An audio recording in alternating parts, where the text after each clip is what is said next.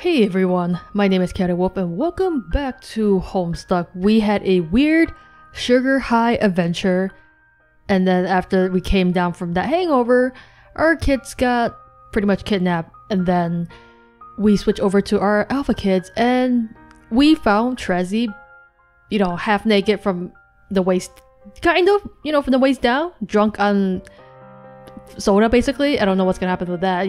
Carcat was an intervention and I feel like we kind of should have an intervention, but we all gotta mind our own damn business. So let's move on and check out what other people are doing. Wake up, sleepyhead. Wait, why did I even say that? Stay asleep all you want, like I give a fuck. What are you talking about, Dave's? Oh, John got knocked out. Well, he tired himself out because he was so displeased with Dave's sprite. But you were kind of missing some important shit here. We spent 3 fucks relativistic years cruising through the metaphysical ass crack of nowhere, and when we finally get here, you're all tuckered out? Like y'all didn't sleep enough on this boat already? Some of the sick, nastiest shit-eye anyone ever got I owe to this freaking boat? Dude, this is a big deal. Everyone's waiting for us out there. I mean, probably. I don't know where we are, some green hilly place with all these stone hedges sprinkled around. Did you know there could be a plurality of stone hedges? I didn't, but guess fucking what? Hedges aplenty where this place is concerned. Hey, where's Jade? You mean that girl you broke up with? Dude, what the heck? The ring's here. How many rings are there? I guess she left already? Maybe there was an emergency somewhere and her doggy senses led her there. Maybe someone fell down a well. What do you think, John? Do you think our teen parents fell down a well? Nah, I sincerely doubt that any of them would be that pathetic. Whatever it was, it must have been important enough for Jade to ditch us like this. Either that or maybe she was that desperate to finally get away from me. Between you and me, John, I didn't really handle things with her as well as I could have. Oh well, maybe real Dave will treat her better. Or not, I don't know. I did her a favor cutting Bird Dave out of her life. Nobody really deserves Bird Dave as a boyfriend, or a friend, or anything. It's like getting one of the janky Daves from the bargain bin at the Dave Depot, or one of the marked down Daves the day after National Dave Day. It's like somebody taxidermized your Dave and expected you not to notice. Feathers? What feathers? No, that Dave is totally normal and okay. It seems that Dave's sprite is having an existential crisis now. You should just go back to being bros with real Dave when you see him. I'll be fine. I'll just flap around and do my thing alone. I'm completely alright with that at this point. We had our ups and downs, John, but all in all, it was cool to go on this road trip with you. There were some times, man. The times. I'm telling you, they were unreal. I bet you people would pay good money to see every second of the madcap stunts that were going down on this ship, basically 24/7. If hoes could talk, wow. Haha, just joking. It was seriously boring as hell. But I mean, it was still cool, so yeah. Hey, what's that ring anyway? I've seen you with that ring before, and I guess I was just like, okay, John has a magic ring for some reason. No need to mention that or anything. But where did you even get it? You can't even hear me. You got your snooze on so hard. Ain't gonna wake you up to hassle you about no ring. I probably should have said all this stuff when you were awake anyway. Yeah, why are you just having one-sided conversations with my sleepy John? Like the stuff about friendship. Fuck it, I'll just leave another one of my patented magic notes taped to your shoe or your cowlick or something. My magic notes rule! I'll miss leaving them taped on stuff. Why? Where you going, Dave Sprite? You're gonna leave us? Just like this? I sure do talk to myself a lot, don't I? Wow, why have I never made this observation? I probably needed to be a bird for exactly 3 years to finally have that epiphany. I wonder if real Dave ever had that epiphany. Probably not, cause he's not a bird. The bottom line is, being a guy who's also a bird makes you think. Anyway, I'm out. What the heck are these? Your self-portraits? P.S. Happy birthday, John. Have some watermarks for the road. Watermarks of you? Why are you leaving us, Dave's right? Where are you going? X6, Intermission 5, Intermission 2.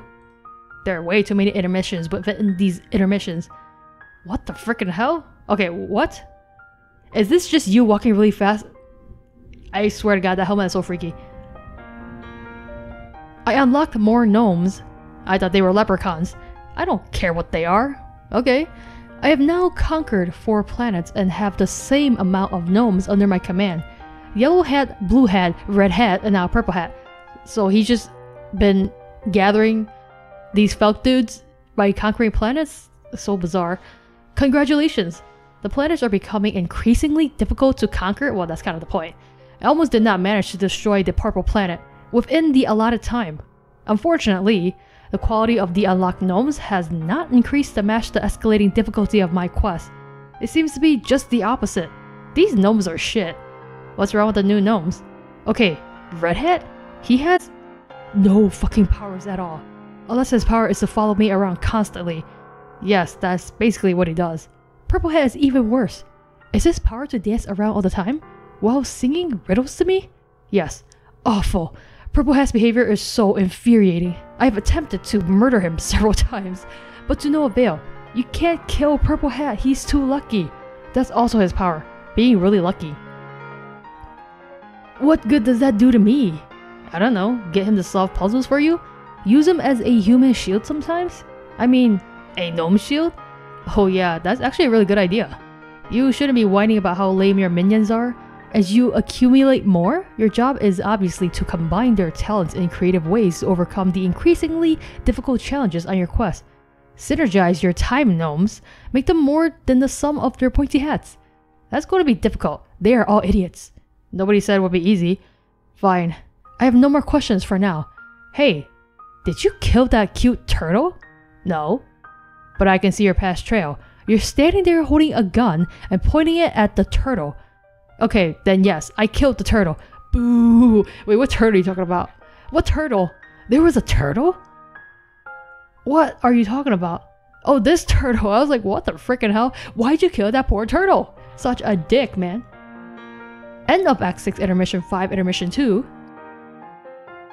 Meanwhile, John's still sleeping. And drooling. I'm guessing this must be Caliborn destroying stuff by conquering the planets, right? Making more cracks.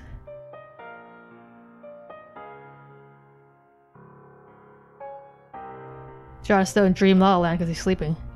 Hey, it's the blue boy again. See him there just off the starboard shit? Yo, watch how far away I can fork him from. Mina, put the trident down. Don't make me confiscate it again. Confiscate.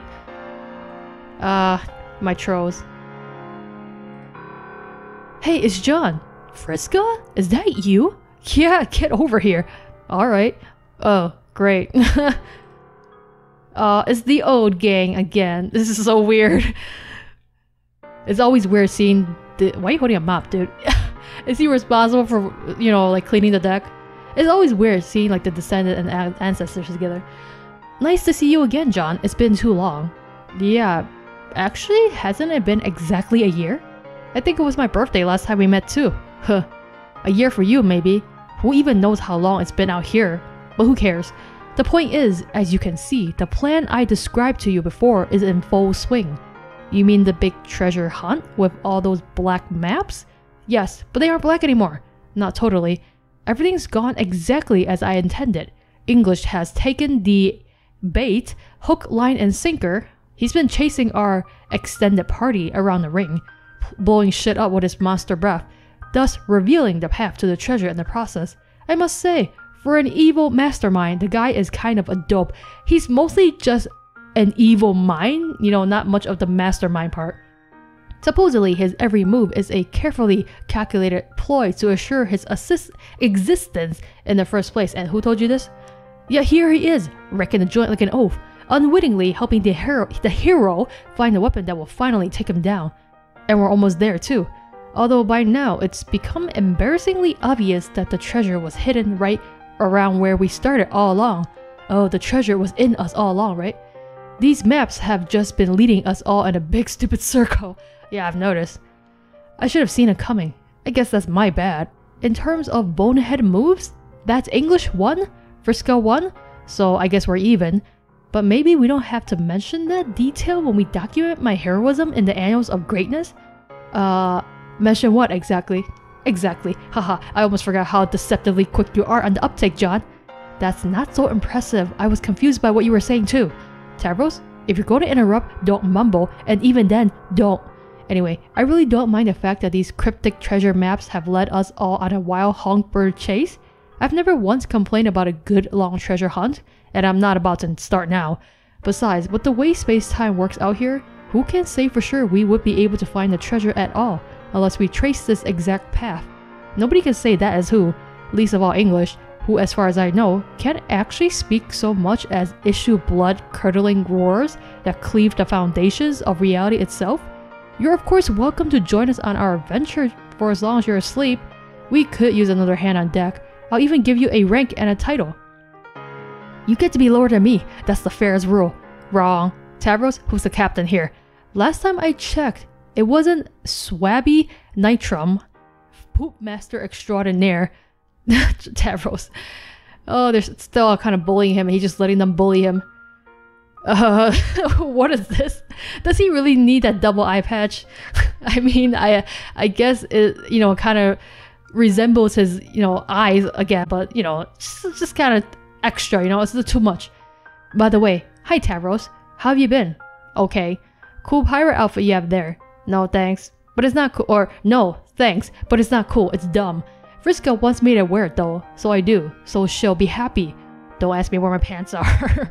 Yeah, micro shorts, I wasn't going to. We all look amazing as pirates. This is non-negotiable. No argument here. What about the rest of your crew? I remember her, the punky one who always likes to stab me with her spear, but I really hope she doesn't do that this time.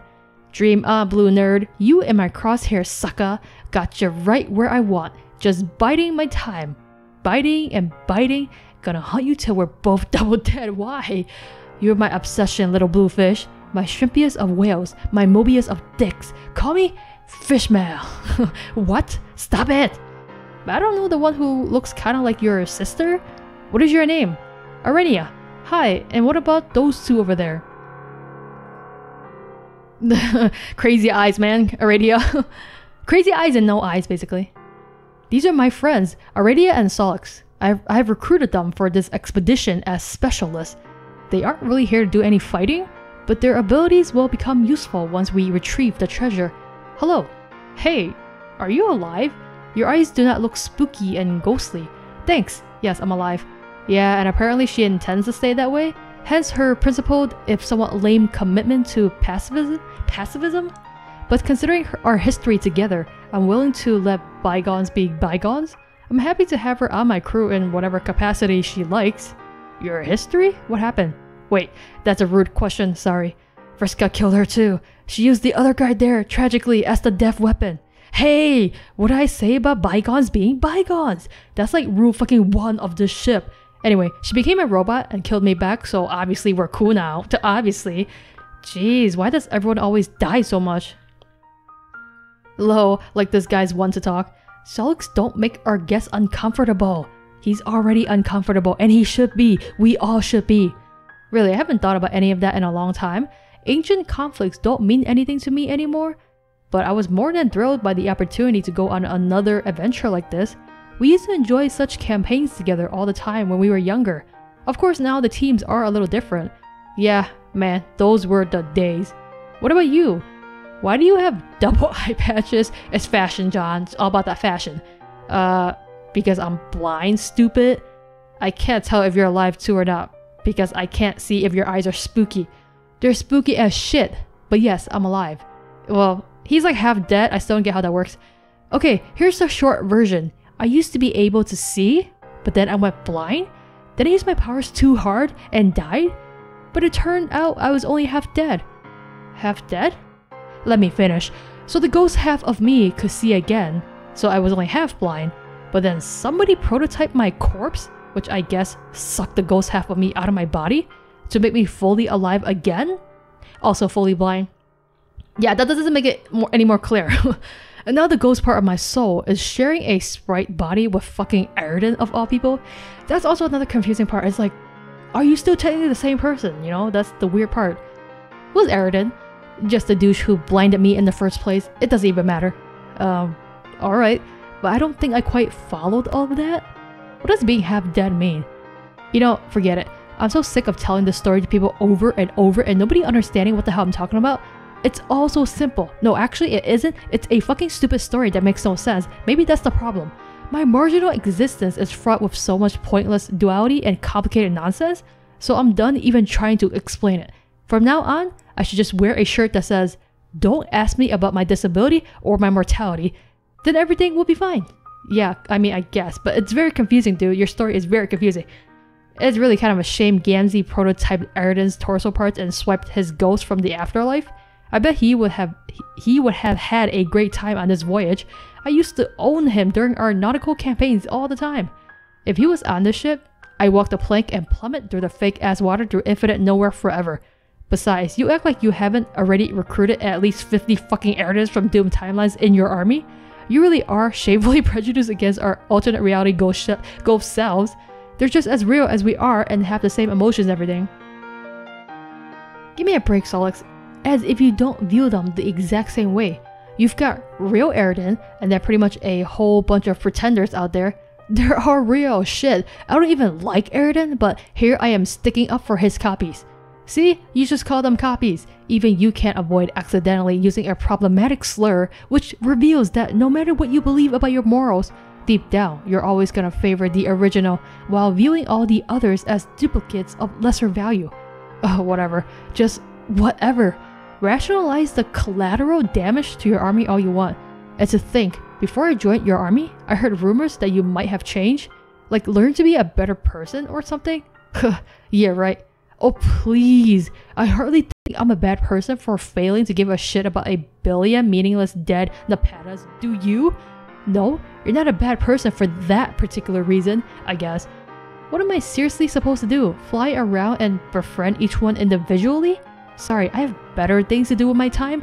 Let's try to be at least somewhat practical here. I've met most of those Napetas, they're all very nice. Oh, shut up. Of course Napeta's nice, she's always nice. The day you meet a mean Napeta, oh, you better run, man. And what about all those ships up ahead? Are they part of the treasure hunt too? Of course, that's my army. Cough. Okay, I mean, our army. But like, on boats. Isn't an army on boats usually called a navy? John, help me out. I seem to be having trouble remembering which one of us is the captain. Was it the dork in blue pajamas? Or was it the veteran sailor in the red captain's coat? That's right, the captain was me, and I say it's an army that happens to be on a bunch of boats. Oh, damn, he got smoked. Wow, so smoked. Mina, did you catch those sick fires? No, but for real, it pretty much is a navy, just saying. Who's in the army? Thousands of ghosts, primarily those of old friends and acquaintances. And maybe a few... Oh, Vriska! Did you actually recruit them? You just cheated, man. She always does that. I mean, why am I even surprised at this point? We've amassed a coalition of eager volunteers ready to lay down their ghost lives for a worthy cause. You mean fighting Lord English? Well, we're ready for that, yes, but we need the treasure first. So for now, they're sailing well ahead of us in large numbers to attract his attention. So they're bait, they're dead bait, but they're being used as bait. So we can do more damage to the ring and fill out the rest of our maps. We should be very grateful for their bravery. They are making a noble sacrifice for us all. Bravery, yeah right, I'm mostly sure she's mind controlling them. God damn it, Tabros, we really don't need your play-by-play commentary on everything? Wait, you're mind controlling all those ghosts? No! Well, not all of them. Once you group enough together, others tend to latch on to the moat? To the mobate? Moit? I don't know what the hell that word is. Out of curiosity, we trolls have a way of clustering together naturally. You've got to understand, John. Most of these people are pretty self-absorbed, and she's talking about herself. They just need a little bit of persuasion to join the cause. Word. Yeah, but isn't that still kind of, dickish? But all these stubborn jackasses are going to double die anyway if we don't all work together and kill this guy. This is war, John. In times of war, difficult decisions have to be made with the lives of many. Just think of me as the general giving orders to my troops. It just so happens that the orders are a little more direct in this case. Hey, Circuitous, let's not lose track of who's actually in charge of this shit, MK. Yeah, all hail her imperious teen condescension, the fresh new phase of tyranny, Supreme Admiral Pisces. At this time, I would like to motion for a 15-minute bowing break so that we may demonstrate our reverence for this bold, spunky leader. Yes! Tavro, stop bowing. That was a joke. No, keep doing that. Lower, Swabby. Lower. Face on the fucking deck. Yes, just like that. Perfect. How do you mind control so many ghosts at once? Isn't that kind of hard? Well, I do have a little help. John, did I mention my ancestor? She is the best. She is? I must admit, I was not in favor of the idea at first, but Vriska made a very strong case for using our combined powers in this way. In a perfect reality, no one would have to get hurt, but the stakes are too high to be shying away from such measures. I can't believe you actually agreed to this, Rainy. I'm very shocked. See what I mean? The best. It has been wonderful spending so much time on this adventure with my descendant, not just because it's helped me get to know her better, but because it's opened my eyes to things about myself I was never really in touch with. There are certain capabilities within me I have never quite been able to face, and she's helped me realize I've been hiding from them all my life, and well beyond. It must be true what they used to say in my world, that if you really want to know who you are, look to the legacy left behind by your ancestor. I think that wisdom works in both directions. Well put, Marquise. I've always felt the exact same way. Puke. Oh my glove, the Cirque twins being adorable again. Nitro, get your mouth ready for swabbing up all this vomit coming out of my mouth. Ew, no. Can you two stick a fork in the sentimental carp? Maybe pretend you ain't hit it off so good? You ever stop and think about how this makes me feel? There's no reason to be jealous, Mina. You know nothing has changed about our friendship. Jealous? Bitch, no. Just makes me think about my kid descendant.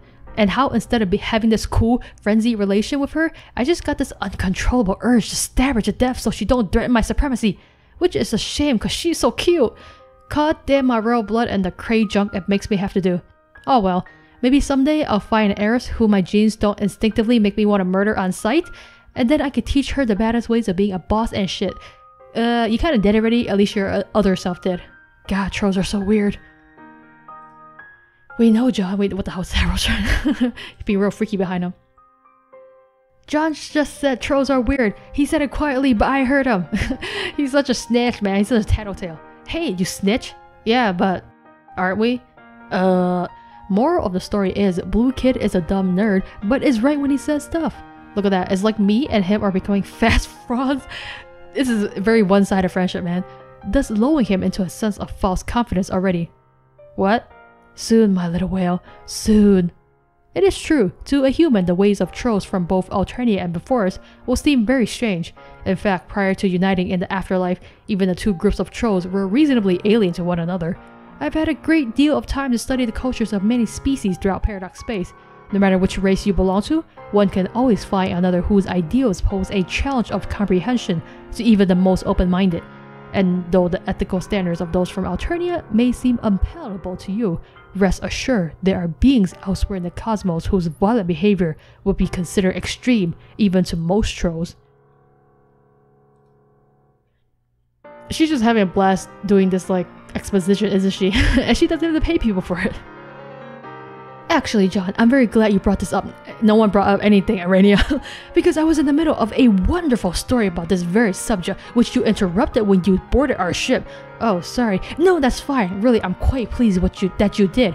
This way, I get to start over from the beginning. Joy. Such a joy. Everyone's like, no.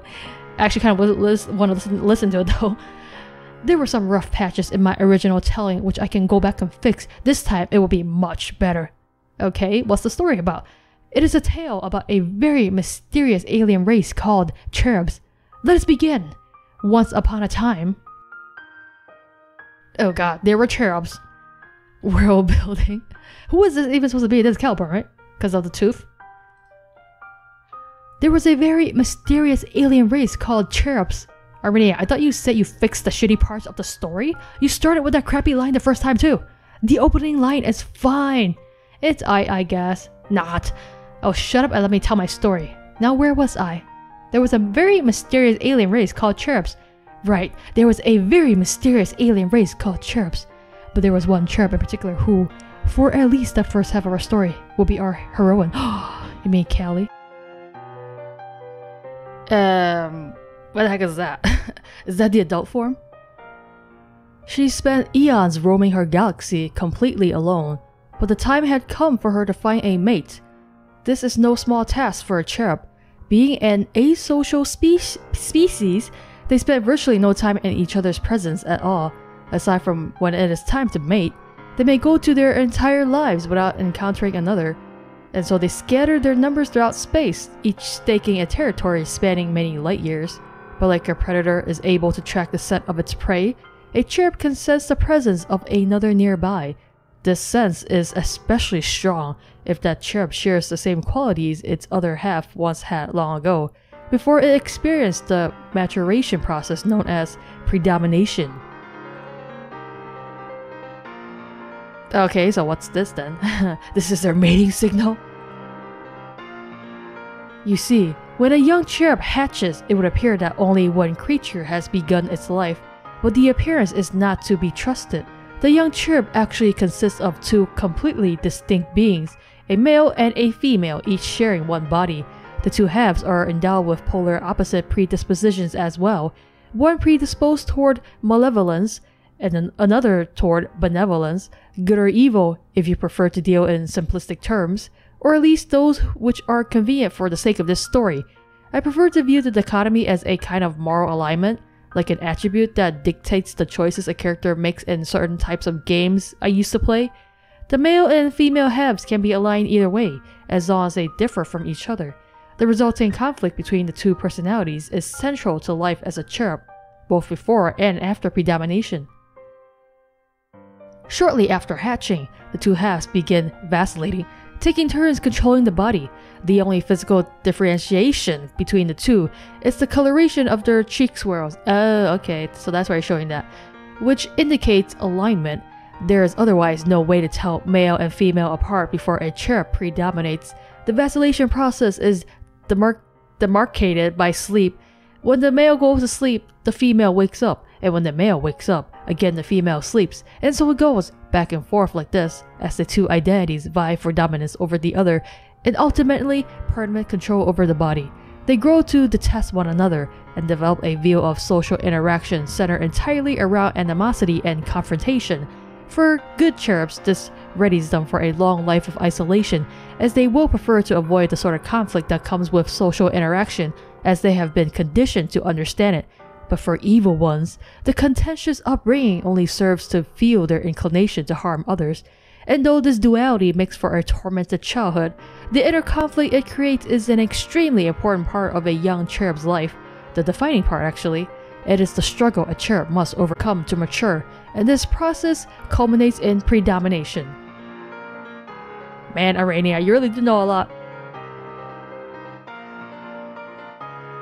One half will prove to have a stronger will than the other.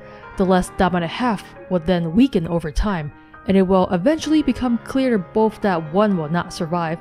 The dominant personality will then completely consume the other, integrating it in such a way that only one is left. The cheeks will become solidly colored, and the cherub will grow to maturity as a single being, endowed with the alignment of the dominant half, and with all his or her personal qualities at the forefront of the union. In the case of a heroine, she was the good half, and the day of her predomination was in a sense the day her brother died, and though it was to her benefit and personal growth, because of this loss she would always live with a sense that something was missing. Every sexually mature cherub lives with this feeling. It drives them to seek out another cherub similar to the half that they lost, the part of their being which they grew up in perpetual conflict with. The desire to travel the universe in the hopes of reigniting that conflict is very important to their species. It's a force which compels them to procreate. Are you saying this is the, quote-unquote good Callie that predominated and is coming to find Caliborn basically? Ill. So she set out to track his scent as it were, and soon she found a physical trail as well. A path of carnage left behind by a particularly destructive male cherub.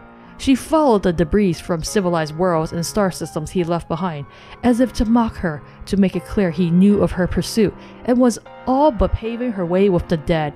His brutality made her more furious, thus setting the mood, so to speak, for their imminent courtship. More gross. So much gross. Who the heck are these? What is this? A cherub of his alignment is seemingly motivated by little other than to conquer and destroy. From a bioexistential perspective, they behave somewhat like viruses attacking the system from within. But as with all symbiotic organisms living within a universe, there are balancing factors. While those inhabiting an evil cherub's territory will regard it as an unpredictable tyrant, those in the territory of a good cherub will likely come to view it as a protector, waiting quietly for millennia in deep space, ready to attack any encroaching threat. In that sense, they are not unlike cells in a universal immune system. Is this a bad one? Because they just got roasted. This balance of forces allows stability, such that life and new civilizations can blossom and thrive within a universe, thus assuring the possibility of its own elaborate procreation process. But if that balance was ever disturbed, it would lead to chaos in that biosystem. The universe could not survive for long. And if by some means a cherub with such destructive tendencies were to achieve unprecedented power, the resulting imbalance would be catastrophic for Paradox Space itself. And though the heroine of our story could have no way of knowing, this is exactly what would result from the pursuit of her kismesis.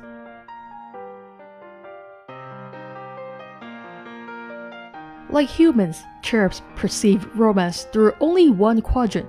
Unlike humans, their relationships are exclusively black. Well, that sucks. But their mating ritual is much more violent than any practice trolls would or even physically could engage in, and though it is critical to the perpetuation of their race, the confrontations can sometimes be lethal to one or both cherubs. Regardless of the outcome, the stakes are always high. The winner of the duel will assume control of the other's territory, while the loser will slink away to bear the offspring. So as she toured the planetary wreckage, she knew her quest for a mate was not just about the propagation of her species, but the liberation of billions from a monster. They are a very problematic race, man. Causing trouble for other people just because of their own needs, my god.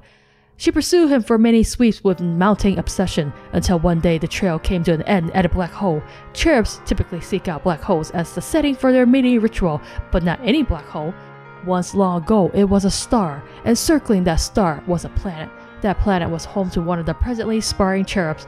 The male in this case returned to the site of his hatching to mate, a location now conspicuously occupied by a truly massive black hole. This was where she found him, and this was where they would duel. They look so weird. They look like giant green blob monsters. While an adult cherub is a fearsome creature and would be a formidable opponent to anyone in its unaltered state, this is not the form in which they do battle with each other. The ritual is more extreme and physically demanding than any other kind of courtship or duel in the universe. The moment they meet, they will both undergo a dramatic metamorphosis.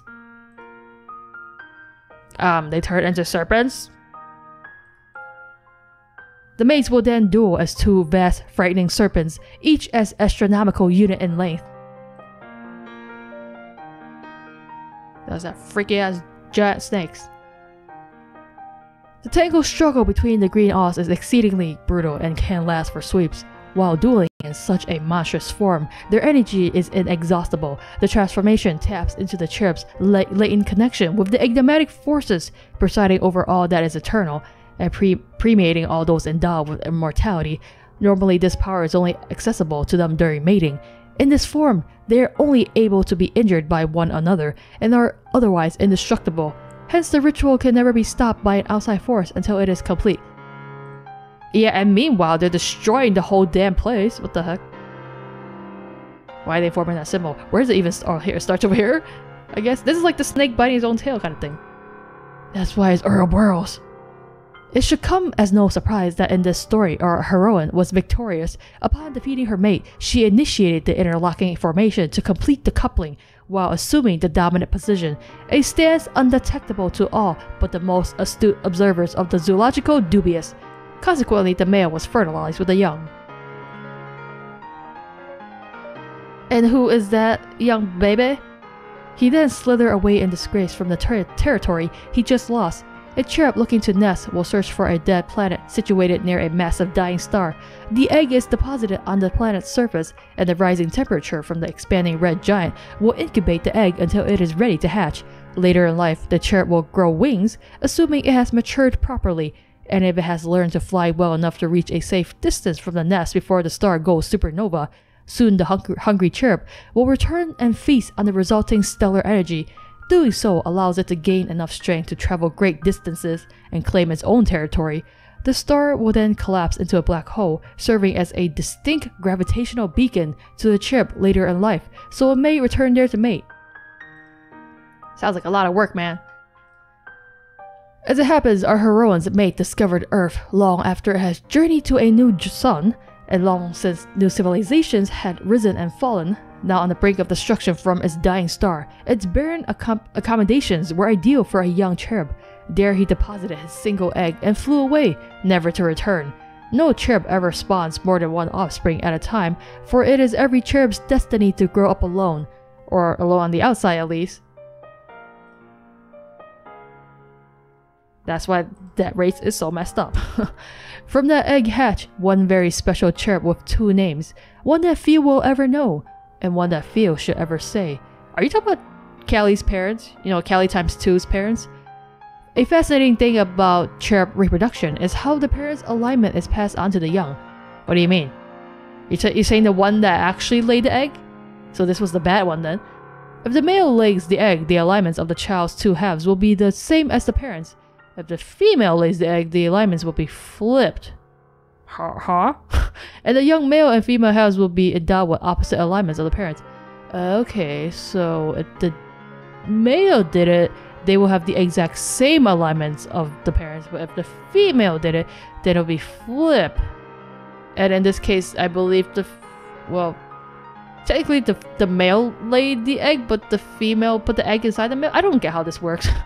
As such, the male half took after his father. Okay, so the male laid the egg. Perhaps the son even exceeded him in violent tendencies. It is hard to imagine there has ever been a cherub more willfully destructive or as stubbornly dedicated to conquest than the monstrosity he would grow up to become.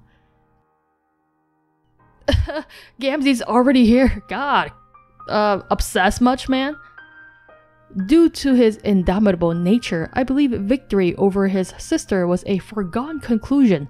Bearing a highly improbable glitch in causality, it would be almost impossible for her to predominate over someone like him. And even so, he didn't have the patience to wait. Unfortunately for everyone to ever exist, he discovered a way to predominate early. Yet it was not this act alone that would prove ominous, so much as the means through which it was achieved.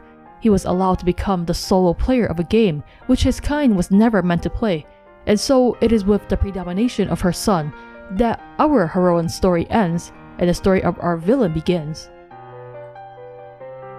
What an epic tale. Are you guys just like feeling how down about our story, or just sick of it because you already heard it? Hey, Mina, where are you going? I'm taking a gaper break. God, but the story isn't over yet.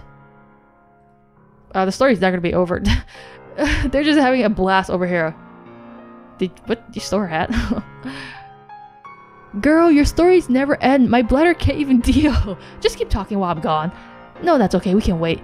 I already heard the damn story though. Not all of it. Glubberfuck, can't you just keep yapping about snake sex while I hit the little grubs room already? It is basically just snake sex. They're just having a blast being pirates over here. These dorks. These dorks. I'm afraid not. Everyone must listen to the full story. OMFG, you really are attorney evil, aren't you? I would be proud except of how terrible and boring the actual consequences are for me personally. Wait, does that mean when you're a ghost you still have to pee? None of your business, blue kid. That's so weird. Am I the only one who thinks that's weird? No, John, it's definitely pretty weird that ghosts have to pee. You get used to life as a ghost pretty fast though. But weren't you already pretty used to peeing when you were alive? Yeah, that's why you get used to it pretty fast, dummy. This is kind of a stupid conversation. Can we hear more about the snakes and whatnot? It was a pretty cool story. Yes, as soon as Mina returns from her visit to the load gaper. Holy mackerel, can you shit fucks just enjoy your space lizard board while I take a fucking piss? No, Mina, we gotta wait for you to come back. Is she actually peeing now? Is the toilet literally just below the deck? I think we could all stand to take a brief intermission from the story regardless, to let all these intriguing facts about cherubs sink in. Ugh, you and your intermissions. What is with your intermissions? They ain't even intermissions most of the time. They just an excuse to tell another dumb story inside a longer dumb story. Yes, Mina, you are correct, and your reservations are noted. However, would it change your mind if I were to propose not an intermission, but an intermission? Fine, let's do the intermission thing you said. 'Cause of fish. BRB, you scrubs. Alright guys, before we begin the intermission, I'm actually going to end the episode here. And yes, I know it's a much shorter episode than what I usually do. But basically, I'm trying out a new uploading thing where instead of one giant ass chunk of episode, I'm probably gonna split them up because I just think it would be easier. But on you guys' side, you will probably get like the same amount of stuff, or maybe even more stuff, because I'll be releasing more instead of just like one giant chunk, but it's like more smaller stuff. And I think it will just work better, and we'll be able to enjoy these stories in smaller chunks. I like reading them in big chunks because it's like when you're reading a story, you're in the story, you don't want to get out of it. But probably it's better if I don't release it as a giant chunk because of reasons that I won't bore you guys with. But in any case, we will leave the video here while Mina goes to take a little pee-pee break, and then we will come back and we will begin the intermission, which I'm not even sure if that's like a real intermission. I think it's an intermission, as they like to do, you know, stories within stories. But for now, pee break, okay? So thank you guys so much for watching this video. Let me know what you think about it, and I will see you guys in the next video.